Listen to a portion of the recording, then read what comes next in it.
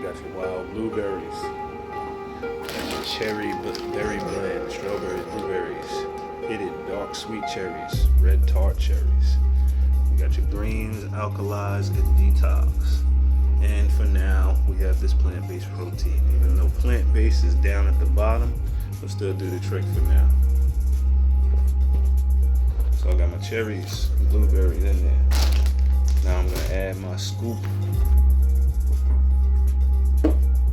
of greens, add the scoop protein, throw some milk in there, not regular milk, fat free.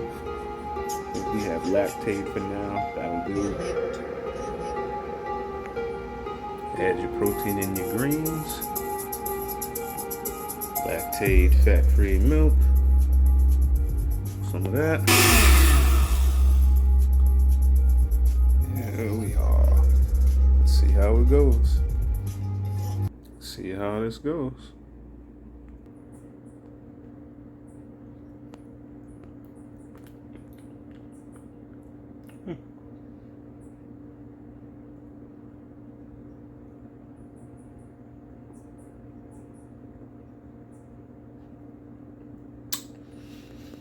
That'll do.